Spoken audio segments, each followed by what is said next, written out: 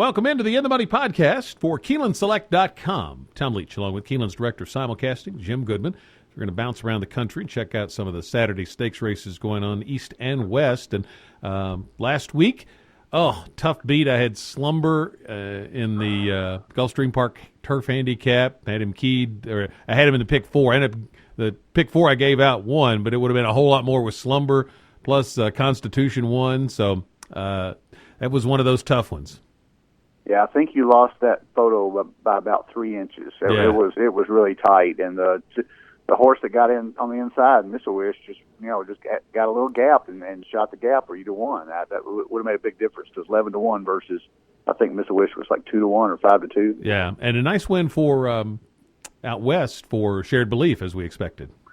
He looked so good. I mean, I still believe that if the Breeders' Cup Classic had not gone the way it did and he'd gotten a fair trip, we'd be talking about him in completely different terms. He'd be 10 for 10. He would have been Horse of the Year last year, and you'd be talking about, the rest of the year here, trying to match in the next couple of years since he's a gelding, trying to match Cigar's record, because I think he's that good. He was that good on Saturday. I think California Chrome got a beautiful trip, no excuses whatsoever, and it's going to be a great year with those two matching up a couple more times after California Chrome goes and wins the World Cup maybe in Dubai. Yep. Well, let's start with the Gulfstream Park 10th race on Saturday. It's the Grade 3 Hurricane Bertie. Fillies and mares 4 and up, 6.5 furlongs here. How'd you see it? Well, this race looks like it was almost too easy on paper to handicap, because you got two horses that want the lead. They're two classy horses, More Than a Party, the inside horse of Paco Lopez, who knows no other way than to just go the lead. He's great on a lead horse. I almost picked More Than a Party. But then I looked at Wildcat Lily, who looks like she will compromise More Than a Party. They're both going to go for the lead. And I think it sets it up for Mary Meadow, the 4-horse. I think that she's in the garden spot, drawn in the 4-hole. Castellano's riding great at Gulfstream. And the last two races, all she's got to do is sit off speed and just finish like she did in the Sugar Swirl at Gulfstream on the 13th of December. And I think it sets up very well for Mary Meadow. So I'm going to play her on top with the two speed horses, and probably one of the other closers. Centrique also wants the lead. So you got a lot of speed in here. Maybe Galliana gets up for a piece at a price, but I'm going to take Mary Meadow on top of the speed horses with all. I'm going to try for a little price, I think, with Centrique. Looks like she's rounding back into her best form, and if you go on back class, there are races back there where it would be good enough figures to be competitive. And the main reason, 5 wins out of 8 tries at Gulfstream Park. So she's on her favorite track, and if it's going to be able to upset these, then I think this would be probably the venue to do it. So I'm going to try Centrique and key her in exactas with Mary Meadow and More Than a Party. Laurel's 8th race is the Grade 2 Barbara Fritchie, 3-year-olds and up. Fillies and mares going 7 furlongs. I went for the Hollendorfer shipper in here, Sam's sister. When he ships all the way across country, usually pretty serious, and this filly's 3 for 3 at 7 furlongs, which can be a tricky distance, so I really like that number. I'm going to key Sam's sister with Princess Violet down on the inside, Best Behavior the 5, and I think Before You Know It is a horse that's really getting good right now, and I think 15-1 on the morning line's very attractive price. But Sam's sister's the key for me in the Barbara Fritchie. One of the hardest things about handicapping a race like this is you are comparing a horse shipping from the West Coast to a horse that really likes Laurel, and that horse for me is Lady Sibelia. And the horse has won 3 in a row at Laurel, including $200,000 stakes races in a row. The kicker there, though, is that she's caught a muddy or sloppy track the last 3 or 4 times. The last 3 times at Laurel and then at Parks before that. So I'm not sure with the cold weather that we're going to get a sloppy track. I do like the home court advantage, though. Sam's sister ships all the way across country, first time out of California. She looks like the class of the race, so I'm going to use those two on top with Lady Sibelia the 9 and Sam's sister the 10, with Princess Violet the 1, and you make a good case for Before You Know It. I think she's rounding into form as well, too. But Lady Sibelia on top simply because of the home court advantage at Laurel, but Sam's sister's got a real shot here. 2 races on the West Coast we want to take a look at. First one's at Santa Anita, and it's the Grade 2 Santa Maria. It's their 8th race, fillies and mares 4 and up, going a mile and a 16th. And some familiar names in here, including Tiz Midnight from the Baffert Barn, who ran in the Breeders' Cup. Who'd you like?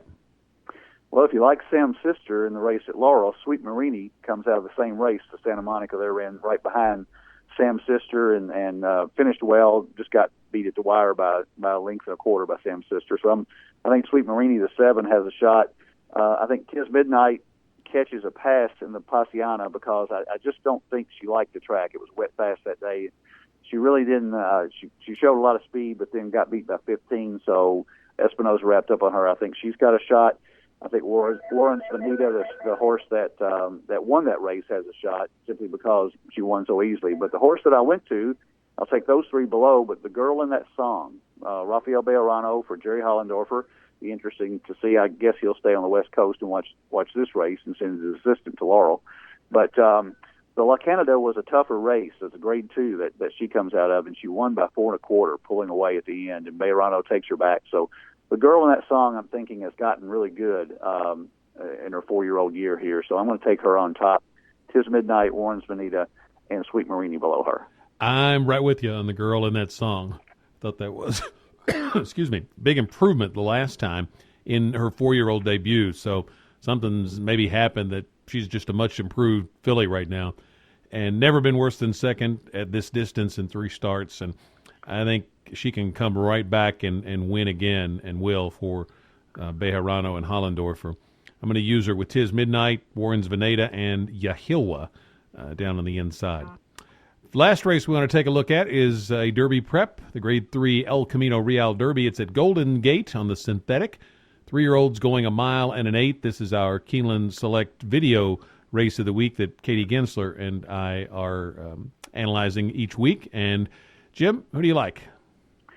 Well, this is a Kentucky Derby points race, and it's pretty much the biggest 3-year-old race at Golden Gate. It's the only one that's still contested on synthetic, except for Turfway Park Spiral Stakes. So it's kind of a tough call with Conquest Typhoon coming off the turf at Del Mar, Mischief Clem coming off the dirt at Santa Anita. That was my 2 top choices, and I'm going to go with Conquest Typhoon here because of Mike Smith. Because of the history at Woodbine on the Poly, ran 2 really good races up there. Mark Cassie's a great trainer, getting a horse ready off the layoff, and I think Conquest Typhoon has a slight edge here. I'm taking Mike Smith over Kent DeSormo just barely, but Mischief Clem is my second choice. Bob Hess has gotten this one really good, and she won. He won the Cal Cup Derby on January 24th, and comes back fairly quickly. At 11-1. I wish I'd had him that day, but I'm going to take Mischief Clem second. And then the other horse that I think stands a chance here, Indianati, is kind of an unknown, coming off the turf at Gulfstream and raced twice overseas on synthetic, but won at Gulfstream first time over here. Dale Romans ships him across the country to Golden Gate. So who knows how good he is, but I'm going to take Conquest Typhoon just slightly on top. So 9 with 10-1 with 10-2. I went through each one of those, started to pick them. Mischief Clem, probably the top of my list, but I ended up going to a price horse I think is going to be a price because of the home court advantage on that synthetic surface at Golden Gate, and that's Cross the Line as a stakes win at Golden Gate in the California Derby, and I went back and looked at that and easily moved up on the turn and just won with a lot left, I thought, and this horse has gotten better speed figs as the distances have increased, and the last one of 79 was the best yet, and it's not too far off the best of the main contenders in here. So I'm picking a pretty good weekend for the Hollendorfer barn, as I'm going to take Cross the Line to win here and then use him with Conquest Typhoon, Mischief Clem, and Indianati. And I think this you could even actually box all 4 of those horses if you want to give yourself a few more chances and spend a little money, because I think there's no real standout in here. I think if you can hit the exacta, you probably get a decent return here in the El Camino Real Derby. Don't think you're going to see the Derby winner come out of here, the Kentucky Derby, but you will see the El Camino Real Derby winner for sure in this one. What about anything special going on with contests, anything at Keeneland simulcasting? Got a regular Friday night contest coming up on Turfway Park and Delta Downs, Penn National. Friday night, $35, and last week we had 140 entries, so first place was $1,600 for a $35 investment. So I had a lot of long shots last week. I think it took $160 to win it, but we have a great Mardi Gras themed menu with jambalaya Ooh. and red beans and rice and bread pudding with praline sauce. Great meal for Friday night, and it's only $35 to get a shot at $1,600 to $1,800. So first post is at 6:00. And then we're open for simulcasting on the second floor in the Bluegrass Room for all the stakes races we talked about on Saturday and Sunday. Also, we have President's Day racing on Monday the 16th, so that's an unusual Monday opening for Keeneland. But a lot of races going on Monday the 16th, including big race at Oaklawn that we didn't talk about since we don't have the PPs on yet. But there's the Southwest Stakes is on Monday the 16th with a couple of Derby contenders in there. So great day of racing on the 16th. It's kind of a unusual day, but it's all the tracks are running, and it's a great day to come to the races. And if you have to work on Monday, make sure you get your Keeneland Select account funded, and you can play the races that way on that holiday. For Jim Goodman, I'm Tom Leach. That's it for this week's edition of the In the Money podcast here at KeenelandSelect.com.